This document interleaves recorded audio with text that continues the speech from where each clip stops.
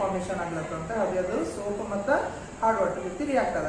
ಅದೇ ರೀತಿಯಾಗಿ ಇಲ್ಲಿ ನಾವು ಇದು ಡಿಟರ್ಜೆಂಟ್ ಎದ್ರಿಂದ ಮೇಡ್ ಆಗ್ಯದ ಅಂತ ಹೇಳ್ತೀವಿ. ನಾವಲ್ಲಿ ಎರಡು ಮಾಲಿಕ್ಯೂಲ್ಸ್ ಇತ್ತು, ಯಾವುದು ಒಂದು ಅಮೋನಿಯಂ ಮತ್ತು ಇನ್ನೊಂದು ಯಾವುದು ಸಲ್ಫೋನಿಕ್ ಸಾಲ್ಟ್ಸ್ ಗಳಿಂದ ಆಗ್ಯದ.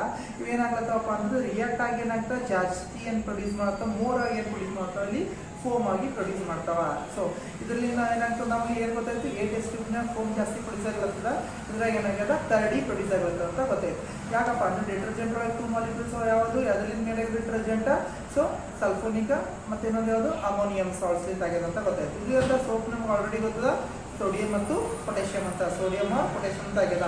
ಸೊ ಅದ್ರ ಸಲಕ್ಕೆ ಇದು ಡಿಟರ್ಜೆಂಟ್ ಜಾಸ್ತಿ ಏನಾಗ್ಯದಪ್ಪ ಅಂತಂದ್ರೆ ಫೋಮ್ ಪ್ರೊಡ್ಯೂಸ್ ಮಾಡ್ತದೆ. ಇದ್ರ ಸಲಕ್ಕೆ ಇದು ಫೋಮ್ ಜಾಸ್ತಿ ಪ್ರೊಡ್ಯೂಸ್ ಮಾಡೋದ್ರಿಂದ ಈ ಡಿಟರ್ಜೆಂಟ್ ಎದ್ರಾಗ ಯೂಸ್ ಆಗ್ತದಪ್ಪ ಅಂದ್ರೆ ನಮ್ಮ ಶಾಂಪೂ ಒಳಗೆ ನಾವು ಬಾತಿಂಗ್ ಮಾಡಲ್ಲಿ ನಾವು ಹೇರ್ ವಾಶ್ ಮಾಡಬೇಕಿತ್ತಂದ್ರೆ ಶಾಂಪೂ ಯೂಸ್ ಮಾಡ್ತೇವೆ, ಕರೆಕ್ಟಾ?